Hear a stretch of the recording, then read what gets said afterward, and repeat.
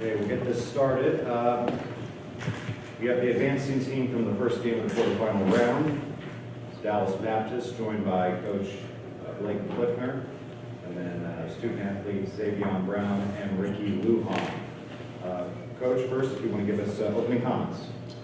Yeah, I just want to congratulate Lake Superior on an incredible season. They're very well coached, a lot of really tough players.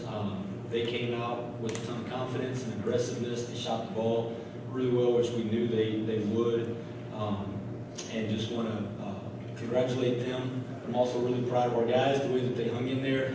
We're creating a lot of chaos, playing our style. We won the possession battle significantly, and we're able to get quite a few more shots than them because of our offensive rebounding and our defensive pressure that forced them into turnovers. Lake Superior is a team that doesn't normally turn the ball over very much. I think they average single digits.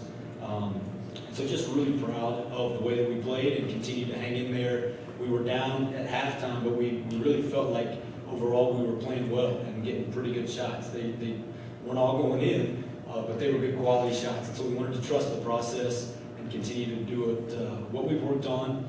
And we just talk a lot about doing the right things in the right moments, staying in the next play mentality. A couple of notes here for Dallas Baptist. School record 34th win of the season, most by any NCAA Division II team at the moment. Nova Southeastern plays for their 34th win later tonight. It's the second straight season in which a Lone Star Conference team has reached the national semifinals. West Texas A&M did it last year, and will be the fifth time in the last 10 Elite Eights an LSC team has reached the semifinal round. It's the fifth consecutive season that the representative from the South region has made it into the national semifinals. West Texas A&M in 21 and 24, Black Hills State in 22 and 23. And then Dallas Baptist had a 13-0 run, covering 2 minutes 9 seconds to extend its lead from 44 to 42 to 57 to 42, with about 15 minutes left in that second half. And then later outscored Lake Superior State 18 to 10 in a span of 5 minutes and 30 seconds to extend what was a 4-point lead to an 85-73 margin by the 3:57 mark. And one last thing for Dallas Baptist, the 8th game this season with at least 18 offensive rebounds, as Coach had mentioned, averaging 13.8 per game. Prior to today, ranking 13th in NCAA Division II, and forced 29 Lake Superior State turnovers. That's a season high for them. It's 13 game where it forced its opponents into at least 25 turnovers. That being said, we'll open now questions for the student athletes. No, hold on, please. And if you could state your name and media affiliation. Rachel Weaver, DBU Media Relations. Ricky, you've been a key leader all season, and tonight was no exception, putting up 27 points and carrying the offense. What do you think gave you the edge in this game, and how did you stay focused and aggressive during the tough stretches? Yeah, I mean, something that we've been talking about is how can we stay hungry and confident and humble throughout this whole process. We understand that what's in front of us each and every game, and we want to take every game by possession. We want to make the most of each and every possession, and understand that what we're trying to do is go on our runs, those 8-0 runs that we talk about. And so we got a lot of great leadership that there for a moment, other teams are able to play with us and run with us, but what we keep saying is we just got to keep wearing them down until they can't anymore. And then Xavion, you filled the stat sheet tonight. You had an all-around performance with 17 points, 6 rebounds, and 5 steals, which was huge for the team. How did you feel about the way you impacted the game today? Just trying to make the plays that need to be made in certain situations. Obviously, if I could learn how to make a free throw, life would be a lot easier. But for the most part, if shots aren't falling for us or if we need stops, I try to do my best to be a leader on the court defensively and have a voice and lead by example so that the younger guys and the guys on the court have confidence in themselves as well. And then whichever one of you guys want to take this one, you did an excellent job of forcing 29 turnovers compared to the Lakers' 10, turning those into 31 points. How crucial was your team's defensive pressure in creating those turnovers, and how do you think it impacted the flow of the game as you disrupted their offense? I'll go ahead and take it because I'm going to give this guy his flowers because he's not going to do it. This guy does so much for us.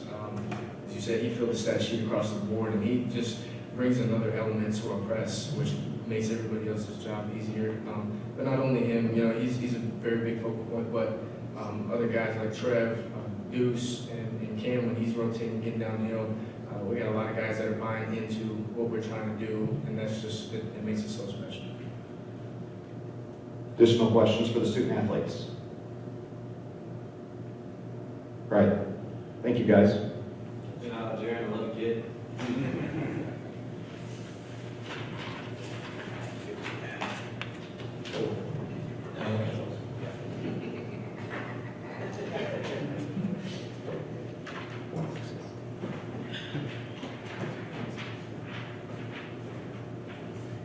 Questions for the head coach?